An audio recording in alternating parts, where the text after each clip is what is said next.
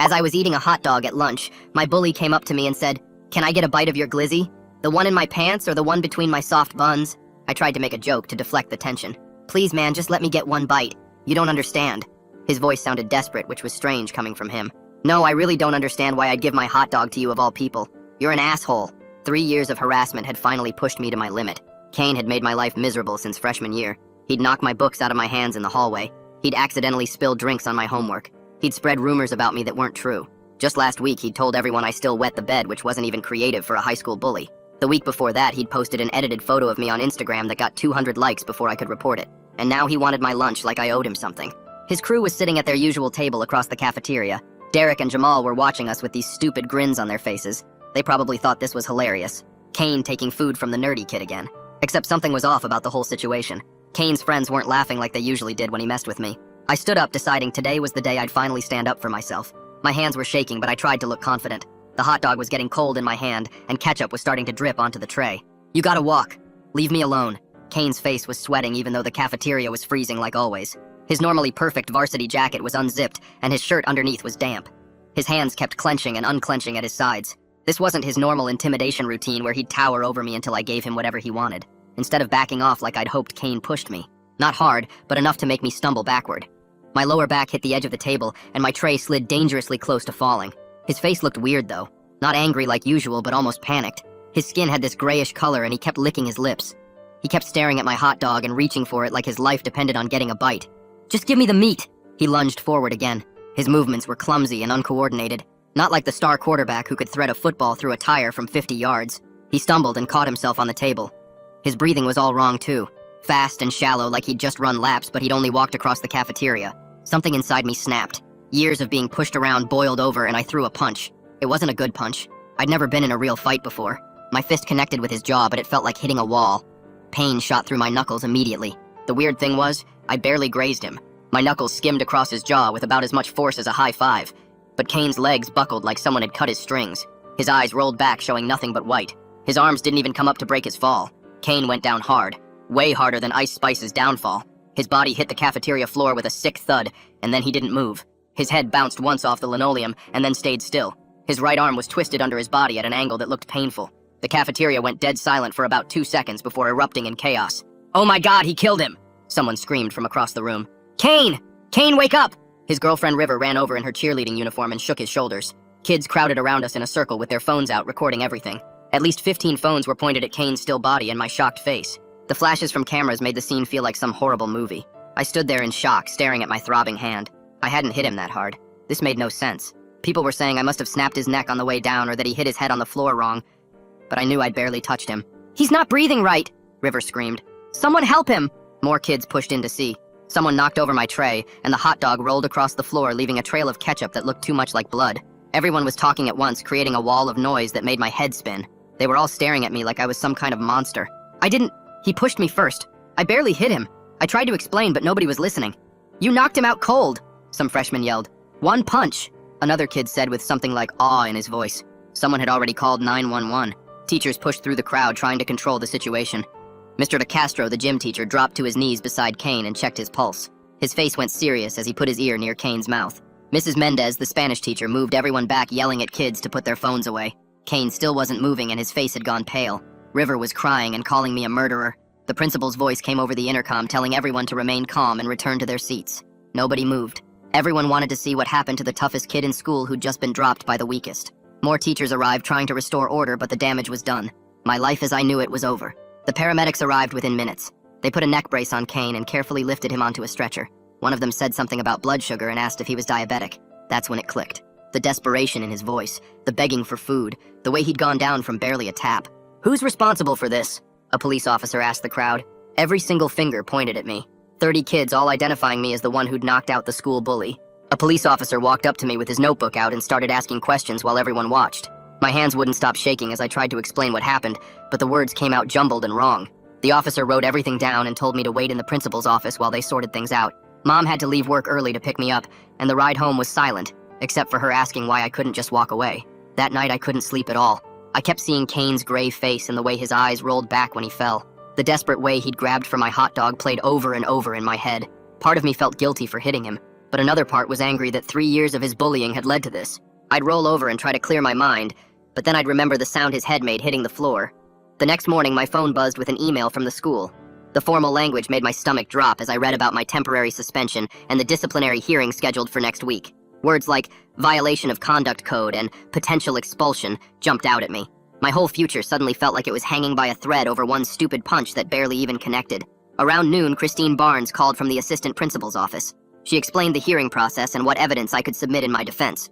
Her voice sounded sympathetic, but she made it clear the school had a zero-tolerance policy on fighting no matter what the circumstances were.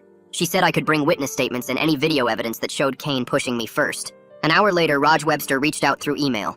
The school counselor offered support sessions and help creating a safety plan for when I returned to the school. His message was the first one that didn't make me feel like some kind of criminal. He wrote that he understood this was a difficult situation and that making mistakes didn't define who I was as a person.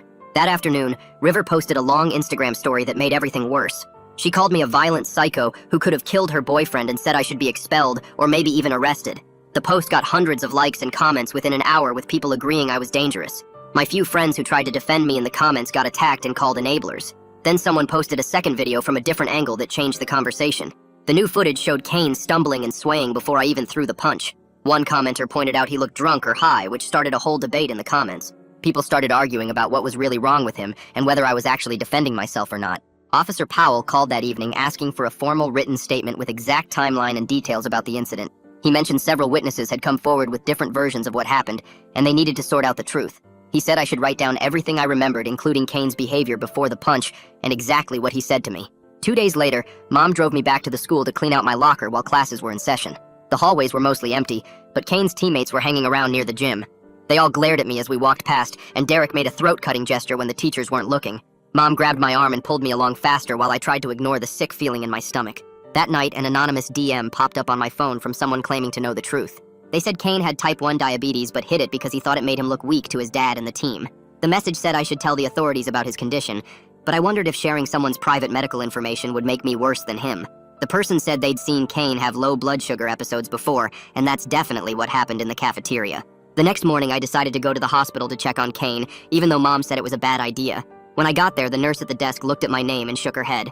Molly Goff explained I wasn't on the visitor list, and she couldn't share any medical information about his condition. Through the door to his room, I could hear voices mentioning something about glucagon and a hypoglycemic episode, which basically confirmed what the anonymous message had said. Everything was starting to make sense, but it didn't change the fact that I'd still thrown the punch that knocked him down. The next morning, Mom handed me an envelope from the school that had arrived by certified mail. My hands shook as I tore it open and read the official notice. The suspension would continue until the disciplinary hearing scheduled for next Thursday at 2 o'clock. They listed all the possible consequences in this cold, formal language. Detention was the minimum, but expulsion was right there at the bottom of the list. My stomach twisted into knots reading each punishment they might give me.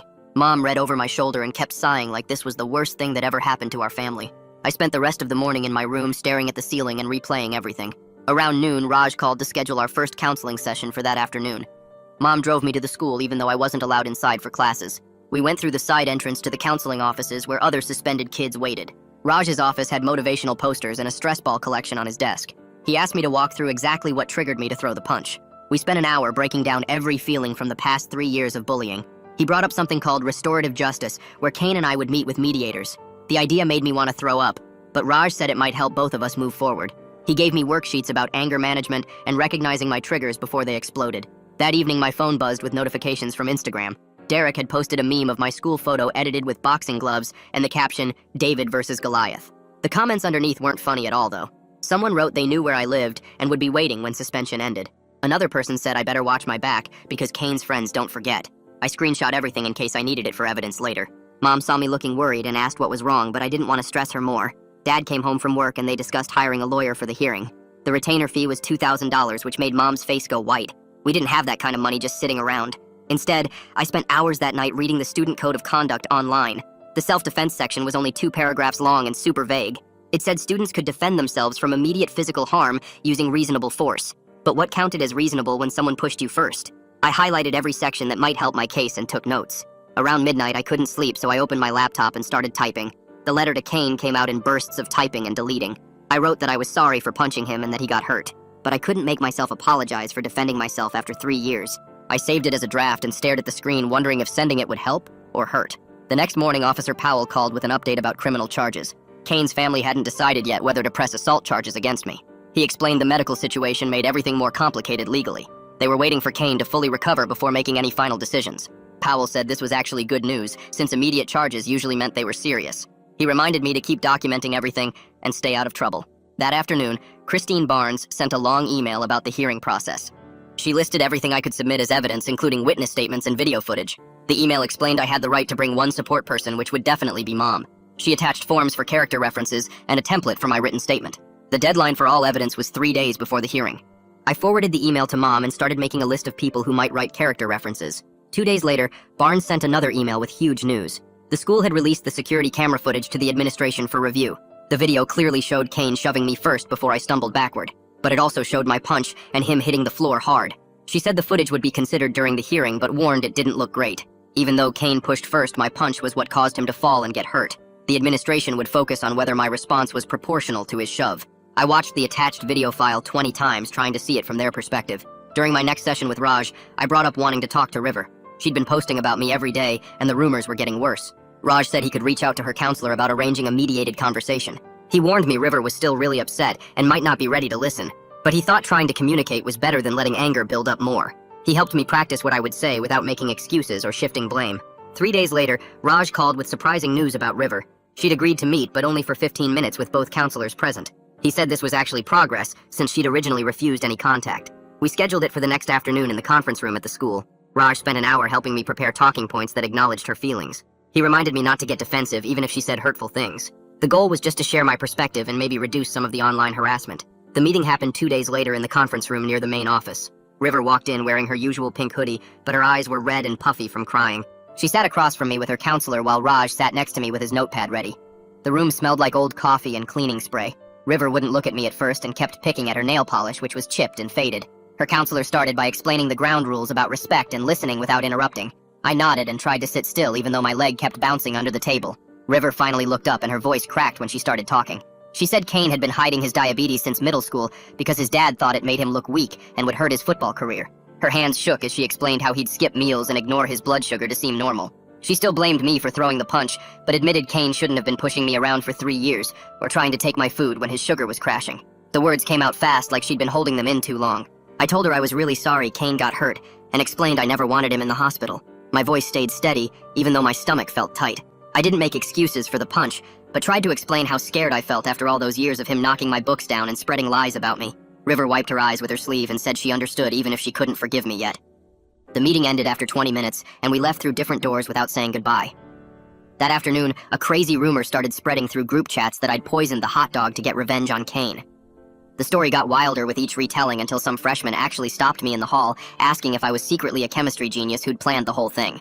I showed him my last chemistry test with a C- grade, and he looked disappointed. The rumor kept going anyway because people wanted drama more than truth. 2 days later, Barnes called to say 2 students had come forward with written statements about Kane acting weird that morning. They weren't friends with either of us, which made their stories more believable. One girl described seeing him sweating through his shirt in first period math, even though the room was cold. The other kid said Kane stumbled into a desk during second period and seemed confused when the teacher asked if he was okay. Both statements mentioned he looked gray and kept rubbing his eyes like he couldn't focus. Barnes said these would help show Kane was already in medical trouble before our fight. The next morning, Mr.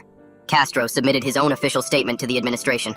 He wrote that he'd noticed Kane showing clear signs of distress when he entered the cafeteria that day. His professional opinion as a gym teacher who'd seen plenty of sports injuries and medical issues carried real weight. Barnes emailed me a copy and said it would definitely be considered during my hearing. Castro described Kane's unsteady walk and rapid breathing, which matched what I'd seen. He also noted that my punch looked more like a defensive push than an actual attack based on the security footage. River posted on Instagram that night with an update about Kane's condition. She said he was awake and stable, but had suffered a severe hypoglycemic episode that almost put him in a coma, plus a mild concussion from hitting the floor. The post said he wouldn't play football for the rest of the season, which she blamed on me, even though the diabetes was the real problem. She got hundreds of comments with people taking sides and arguing about whose fault it really was. Some kids said I was a hero for standing up to a bully, while others called me dangerous. The next afternoon, Officer Powell called with news that made Mom cry with relief. Kane's family had decided not to press criminal charges after reviewing all the evidence. They acknowledged the medical component of what happened, though they still thought I used too much force for the situation. Powell said this was the best outcome I could hope for given the circumstances. He reminded me the school hearing was still happening, but at least I wouldn't have a criminal record. Mom and I spent the rest of that day organizing all my evidence into a clear timeline. We printed screenshots of River's posts and the witness statements and put them in a binder with tabs.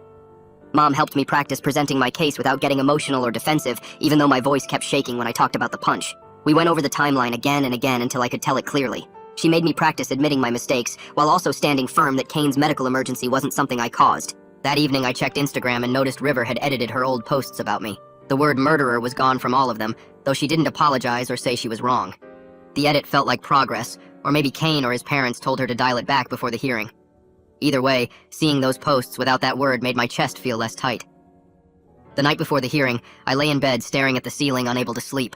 My mind kept replaying everything from the hot dog joke to the punch to Kane hitting the floor. I felt oddly calm about telling the truth tomorrow, even though I knew it could go badly. I decided to admit the stupid joke about hot dogs and soft buns, and own that I threw the punch, but also make it clear that Kane's diabetes and his choice to skip meals caused the real emergency, not my weak hit that barely connected. The morning of the hearing, my stomach felt like it had rocks in it, and I couldn't eat breakfast even though Mom made eggs. We got to the school 30 minutes early, and the empty hallways felt weird without all the usual noise and kids rushing around. The conference room they picked for the hearing looked nothing like our normal classrooms, with its long table and serious chairs arranged like a courtroom. Christine Barnes sat at the head of the table shuffling papers, while Officer Powell stood by the door checking his phone. Raj was already there with a yellow legal pad and gave me a small nod when we walked in. Mom squeezed my shoulder before we sat down, and my hands started sweating so bad I had to wipe them on my jeans every few seconds. Barnes explained the whole process would take about an hour, and they'd review everything before making a decision about my punishment. She said I'd get to tell my side after they went through the evidence, and asked if I understood, which I nodded, even though my mouth felt too dry to talk. The assistant principal pulled up the security footage on a laptop and turned it toward everyone, while Officer Powell moved closer to watch. When my turn came to speak, my voice cracked on the first word, but I pushed through and told them everything from the beginning. I explained how Kane had been messing with me for 3 years, starting with small stuff like knocking my books down and getting worse over time. I told them about the Instagram posts and the rumors, and how teachers never seemed to notice or care when I tried reporting it. I described that day in the cafeteria, and how weird Kane looked with his gray skin and sweaty face, even though it was cold. I admitted making the stupid hot dog joke, which made Mom shift in her chair, but I figured being honest was better than hiding anything. I explained how Kane pushed me first, and I felt trapped with everyone watching, and 3 years of anger just exploded out of me. I told them about the punch and how weak it was, and how shocked I felt when Kane went down so hard from barely being touched. The administrators listened without interrupting, then started going through all the evidence piece by piece on the laptop screen. They had statements from Mr. Castro about Kane's weird behavior before lunch, and 2 other kids who saw him stumbling in the hallway. They showed the nurse's report about my knuckles, which confirmed the impact was minimal, based on the lack of swelling or bruising.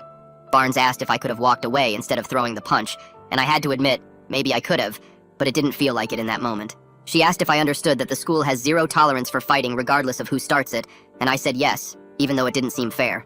Officer Powell mentioned Kane's medical records showed dangerously low blood sugar at the hospital, which explained why he went down so easily. They played the cafeteria video frame by frame showing Kane's shove, then my stumble backward, then the punch that barely grazed his jaw. Watching it from the camera angle made it obvious how much Kane was already swaying before I even touched him. The way he collapsed looked more like someone fainting than getting knocked out, which everyone in the room could see clearly. They paused the video right when Kane hit the floor and his head bounced, which made my stomach turn all over again. After 20 minutes of discussion while Mom and I waited in the hallway, they called us back in to hear their decision.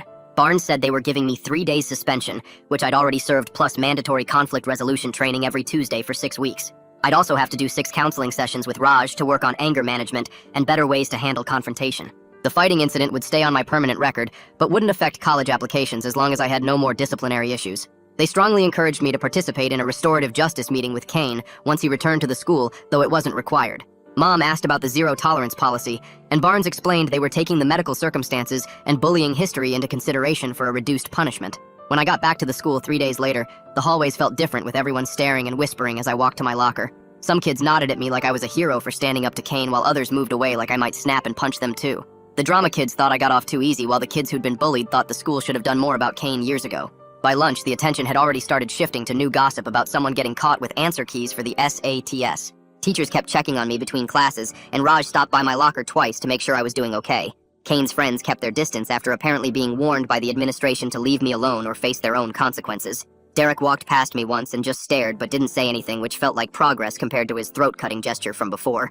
3 weeks passed, with things slowly getting back to normal before the restorative justice meeting got scheduled. Kane and I sat across from each other in Raj's office with River there too, plus Barnes taking notes in the corner. Kane looked thinner, and his varsity jacket hung loose on his shoulders like he'd lost weight since the incident. We went around the circle with Raj guiding us through establishing boundaries and expectations for moving forward. Kane agreed to stop all harassment immediately, and I agreed to give him space and not talk about his medical stuff with other kids. We both agreed to be civil in the hallways, but understood we'd never be friends, which honestly felt like the best possible outcome. Kane admitted he should have just bought lunch that day, or asked nicely instead of trying to take mine by force. He explained his blood sugar was so low he wasn't thinking straight, but said that wasn't an excuse for 3 years of bullying. I apologized for the punch and the crude joke about hot dogs and soft buns, even though part of me felt like he deserved worse. River mostly stayed quiet, but said she was sorry for calling me a murderer on social media, which felt like something Barnes probably made her say. The meeting wrapped up with us signing some papers about the agreement, while Raj scheduled my first strategy session for the following Monday. That first session had me sitting in his office practicing breathing exercises that felt stupid at first, but actually helped when Derek shoulder-checked me in the hall 2 days later. Instead of swinging like my body wanted to, I counted to 4 while breathing in through my nose and walked away, even though my fists were clenched so hard my nails left marks in my palms. Raj had me write down every time I felt that anger bubble up and what triggered it, filling 3 notebooks over the next month with situations that ranged from kids whispering about me to seeing Kane's empty seat in chemistry class while he recovered. We practiced scenarios where someone pushed me or called me names, with Raj playing the bully while I learned to recognize that hot feeling in my chest before it turned into something physical. The breathing stuff worked better than expected, and the counting gave my brain something to focus on besides wanting to hit back. After 6 weeks of these sessions, Officer Powell called to say he was closing the case officially, since Kane's family hadn't pursued charges, and the school investigation was complete. Barnes scheduled a meeting where she pulled out my file and showed me the disciplinary note, explaining that as long as I stayed out of trouble through graduation, it would get sealed and colleges would never see it. The relief hit me so hard I actually started shaking right there in her office while she pretended not to notice and kept talking about scholarship applications and SAT prep. She even wrote me a letter of recommendation that mentioned my growth through adversity without specifically naming the Kane incident. The school board met 2 weeks later and passed new requirements that all athletes had to have medical action plans filed with the nurse, especially for conditions like diabetes or severe allergies. Kane's dad apparently fought it hard according to the gossip, but the board voted unanimously after the superintendent mentioned liability concerns. They also started stocking glucagon pens in the nurse's office and training coaches on recognizing low blood sugar symptoms. 3 months crawled by with winter break and spring semester starting before things felt actually normal again. I grabbed my usual lunch of pizza and chocolate milk and sat at my regular table by the windows while Kane and his crew took their spot across the cafeteria. We both looked straight through each other like the other person was invisible, which worked perfectly fine for both of us. His friends still acted tough but never came near me, and my friends stopped asking about the fight after the first few weeks. The cafeteria felt peaceful for the first time in 3 years, just regular noise and drama that had nothing to do with me, and I could finally eat without watching my back or protecting my food. All right, that's all for me today, folks. Thanks for letting me poke around and throw some questions out there with you all. It's always fun hanging out like this. Subscribe for more content like this.